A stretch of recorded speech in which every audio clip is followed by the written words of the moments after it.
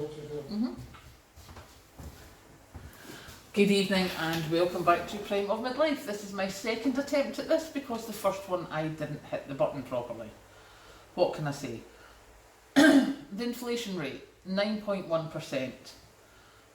Sounds bad, and it is, but it's actually a lot worse than 9.1%.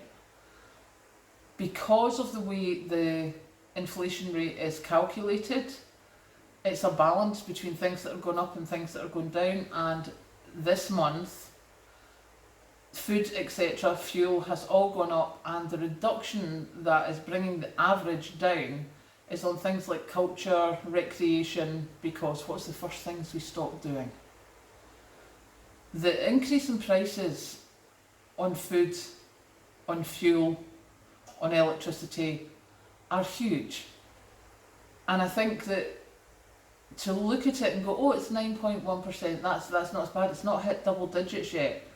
The retail price index is over 11%.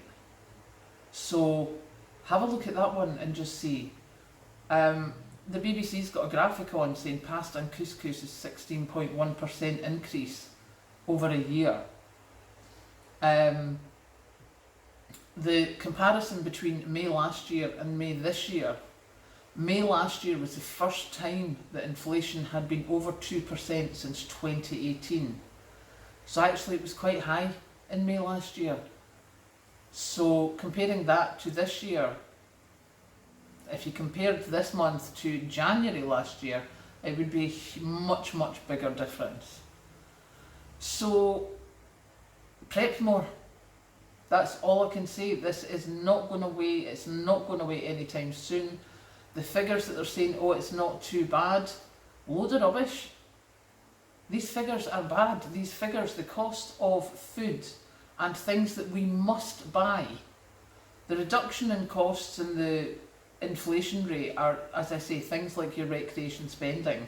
You don't need that. We can all live without that. We don't need to go to Centre Parks. We don't need to go to SeaWorld, etc., etc. We don't need to go to the movies. Those prices are always going to fall as the price of food goes up, and the price of food has gone up almost exponentially over the last year. So this 9.1% is a misnomer. It's just given a false sense of security. The cost of living for the absolute basics, like your food, your shelter, your electricity, and your travel costs, they have gone up so much, and they're not going to stop anytime soon.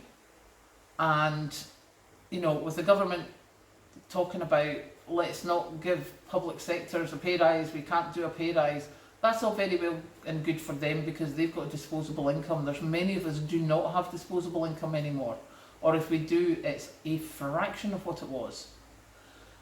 So what are we going to do? Well, personally, I am going to get that prepper pantry organised. I did another shelf last night, so that needs to be organised. And I need to seriously think of what am I going to be eating over the next year, because remember, what we're eating this year is still last year's harvest. Come next year, that's going to be when the harvest that they're planting just now, when they're planting half of what they used to because they can't afford the fertiliser.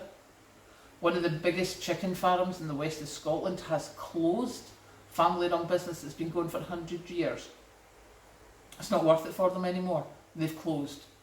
This is not going away anytime soon. So anything you can do, start looking at the longer term, because this is not going to stop soon. They're predicting 11% inflation by October.